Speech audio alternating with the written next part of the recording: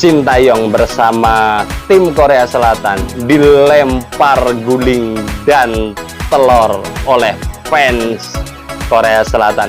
Para pemain hari ini mempunyai spirit yang tinggi, daya juang yang tinggi.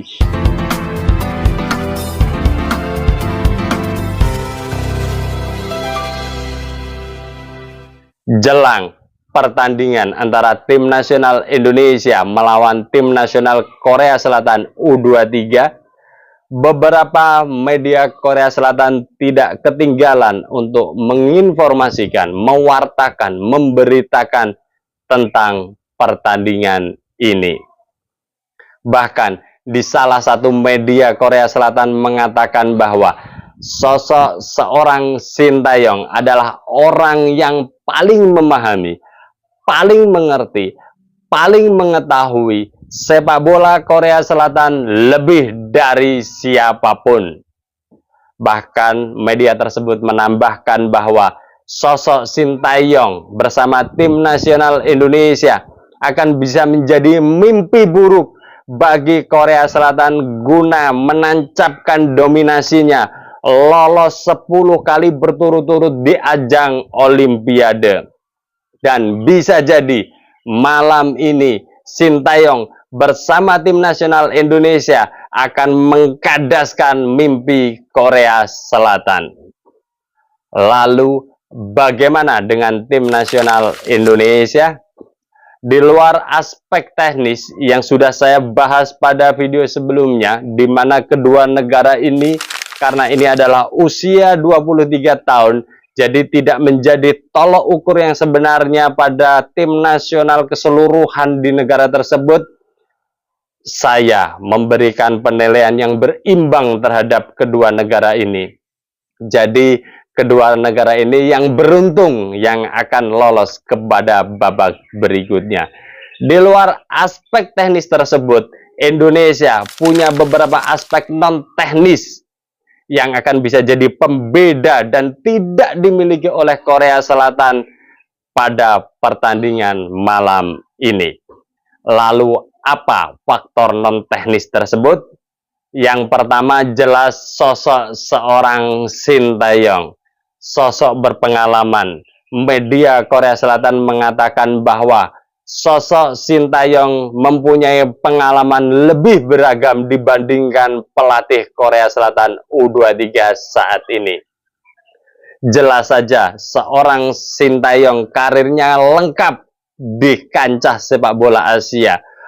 Pernah membawa klub juara Liga Champion Asia, pernah mendampingi U20 Korea Selatan, pernah mendampingi U23 Korea Selatan, pernah mendampingi Korea Selatan senior di kancah Piala Dunia 2018. Namun, ada satu goresan yang dirasakan Sintayong waktu itu.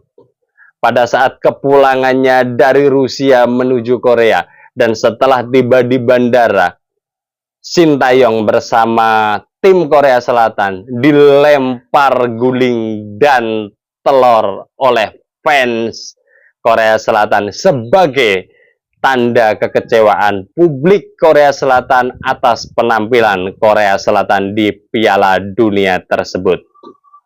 Jelas itu berbeda dengan apa yang disajikan di Indonesia. Bagaimana fans tim nasional Indonesia sangat menghargai, sangat mencintai, sangat menyayangi sosok seorang Sintayong, di mana Sintayong juga sudah mulai membuktikan step by step bagaimana perkembangan sepak bola Indonesia ini terjadi, dan seringkali membawa kejutan-kejutan yang membuat mata publik Asia terkejut melihat prestasi Indonesia.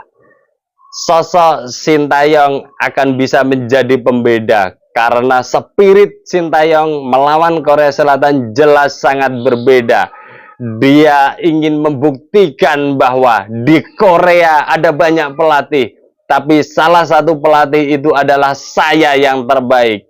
Sebagai bentuk profesional, jelas Sintayong juga akan membawa menginginkan tim nasional Indonesia untuk bisa melangkah ke tahap selanjutnya sebagai bentuk profil diri, kurikulum vitae, riwayat perjalanan karir, dan ini tentunya akan sangat membanggakan bagi Sintayong dan tim nasional Indonesia. Kemudian aspek yang lain adalah aspek para pemain. Ya, para pemain hari ini mempunyai spirit yang tinggi, daya juang yang tinggi. Kita bisa lihat bagaimana pemain-pemain yang berada di Liga 1 bersatu dengan para pemain yang bermain di luar negeri, berkolaborasi membangun satu tim yang kuat, yang kokoh, yang dapat menumbangkan Australia, dapat menumbangkan Jordania, dan memperoleh satu tiket 8 besar. Kita masih ingat bagaimana cerita Nathan Cho bolak-balik dari Belanda ke Qatar, balik Belanda ke Qatar lagi, dan apa yang dikatakan, saya ingin membawa tim nasional Indonesia U23 lolos Olimpiade Paris. Setelah dari Belanda, kemudian tiba di Doha, di Qatar, beberapa jam kemudian langsung nyetel dengan para pemain yang lain dan langsung dimainkan di hari itu juga. Dia tidak mengatakan saya capek, dia tidak mengatakan saya lelah, tapi dia mengatakan bahwa saya ingin membela negara ini melalui tim nasional Indonesia. Begitu juga kita masih bisa melihat Justin Hubner. Setelah tidak diizinkan, kemudian PSSI melobi. Datanglah Justin Hubner pada tanggal 18, tepat di saat pertandingan krusial melawan Australia. 1 jam sebelum kick off pertandingan, Justin Hubner baru tiba di Doha dan langsung berkumpul dengan para pemain yang lain, dan waktu itu juga ditampilkan pada babak kedua untuk memperkuat pertahanan atas serangan gempuran tim nasional Australia guna mempertahankan keunggulan 1-0, dan itu terjadi, kemenangan Indonesia melawan Australia 1-0.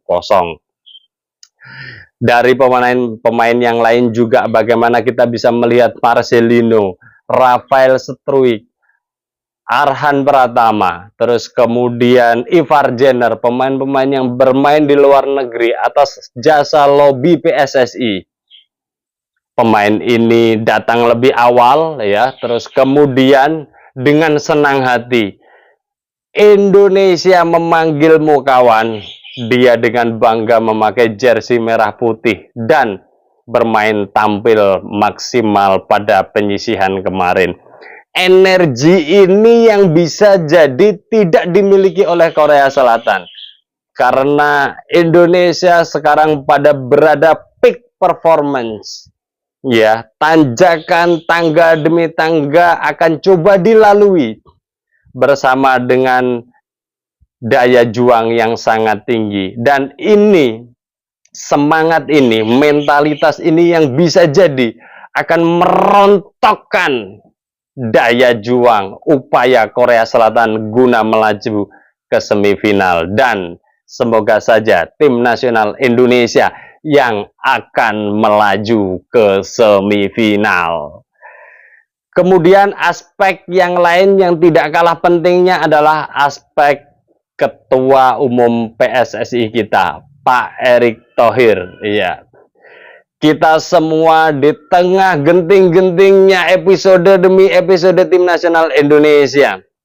Beberapa media mengatakan dengan hari ini kita menunggu power Pak Erick Thohir. Karena memang Pak Erick Thohir dikenal sebagai tokoh sepak bola ya, tokoh sepak bola di dunia. Ya, dekat dengan Inter Milan, punya klub di luar negeri, terus kemudian dekat dengan Presiden FIFA dan sebagainya. Terus kemudian bagaimana lobby-lobby juga dilakukan dan banyak yang berhasil. Membalikkan Nathan Cho dari Heerenveen ke Qatar lagi, itu juga penuh proses yang luar biasa dan itu bisa dilakukan ya. Di luar konteks itu, Yang menarik dari Erick Thohir adalah membangun fondasi tim nasional Indonesia dan menancapkan diri target demi target yang lebih meningkat. Itu yang tidak dimiliki yang lain. Terus kemudian berbarengan dengan target yang meningkat itu, apa yang dibutuhkan Sintayong disiapkan. Kita bisa lihat waktu bisa jadi Sintayong akan mengatakan saya butuh Nathan Cho. Apa yang terjadi? PSSI, Erick Thohir beserta jajarannya melobi dan akhirnya Nathan Cho bisa kembali ke Qatar karena memang PSSI mendukung penuh segala macam kebutuhan Sintayong dalam upayanya lolos ke semifinal bahkan lolos Olimpiade Paris. Ya. Di luar konteks itu juga bagaimana keharmonisan Erick Thohir bersama semua elemen sepak bola Indonesia. Kedekatan bersama Sintayong ya seringkali memadupadankan antara target, misi ke depan dan sebagainya, program kerja, bagaimana kedekatan sosok Erick Thohir dengan para pemain ketika mau bertanding dan kebetulan Erick Thohir hadir di dekat area stadion di hotel, maka satu persatu jabat tangan, dipeluk, busungkan dadamu, hei pemain, gitu. Kita Indonesia, kita tunjukkan muka Indonesia yang sebenarnya. Kata-kata Erick Thohir seringkali masuk dalam pikiran bawah sadar tim nasional Indonesia dan diterjemahkan dalam pertandingan yang sebenarnya. Itu terbukti saat tim nasional Indonesia mampu mengalahkan Australia dan Jordania pada babak penyisihan. Malam ini kita harapkan Erick Thohir juga akan memberikan sesuatu kepada tim nasional Indonesia agar dapat mematik, ya, menyalakan kompor agar bisa menyala begitu berapi-api semangat dari tim nasional Indonesia guna menciptakan sejarah baru lolos semifinal Piala Asia U23. Semoga saja kita akan dukung selalu tim nasional Indonesia dan semoga saja tim nasional Indonesia mampu mengatasi perlawanan dari Korea Selatan U23. Ini adalah momentum, ini adalah saatnya. Perjalanan tim nasional Indonesia tinggal 2 langkah lagi menuju juara Piala Asia. Kapan lagi kalau tidak sekarang? Ini adalah momentum yang harus dijaga oleh semuanya, terutama Pak Erick Thohir sebagai ketua umum ini harus bisa menjadi orkestra yang baik bagi semua elemen sepak bola Indonesia, utamanya tim nasional Indonesia.